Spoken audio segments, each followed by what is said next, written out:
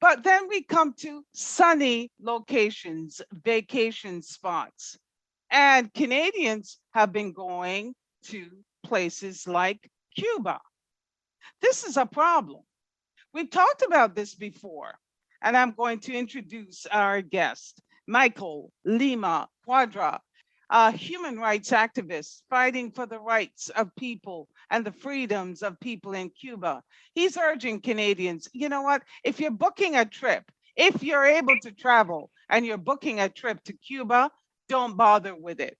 Michael Lima Cuadra, can you tell us, we discussed this before, but remind us again, what is happening right now in Cuba? We talked about 800 people locked up. These are political prisoners, and you're trying to get some attention focused on this.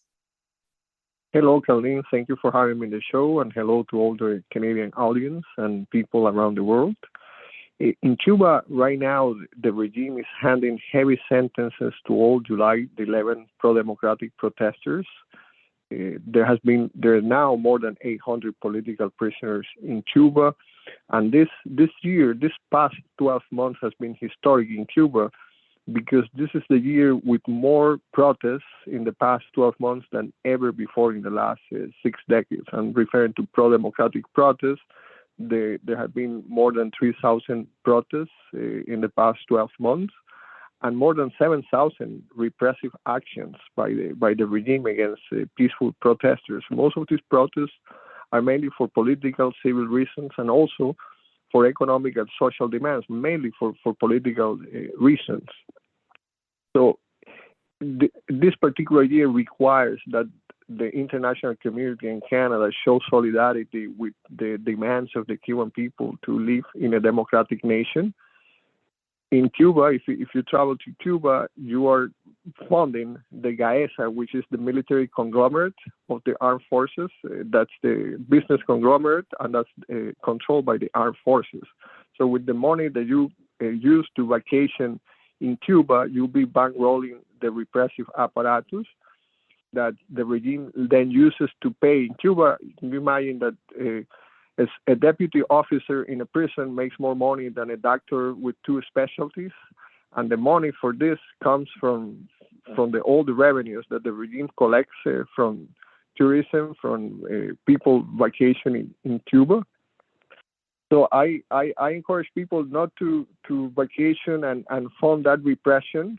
Cuba, there's a chronic crisis in the health system. There's no money for ambulances, but yet the regime manages to get patrol cars, convoy trucks to repress pro-democratic protesters on July 11, use Chinese technology to cut internet access from human rights activists and defenders.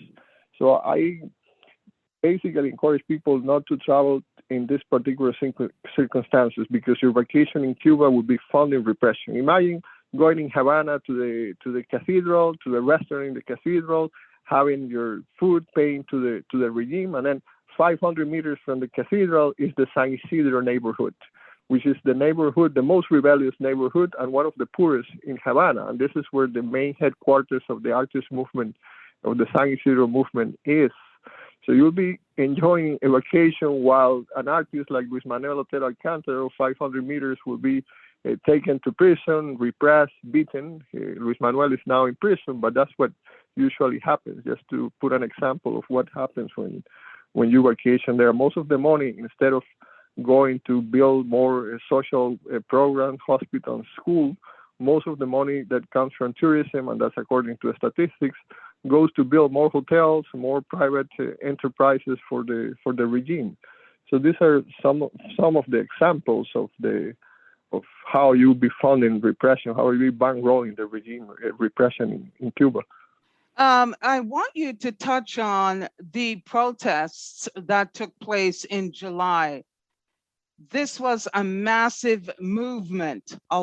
Thousands and thousands of Cubans took to the streets, calling for freedom, calling for more human rights, calling for basically the overthrow of the government of Cuba, the communist government of Cuba.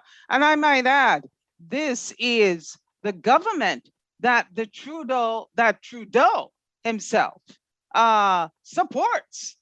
This is so bizarre.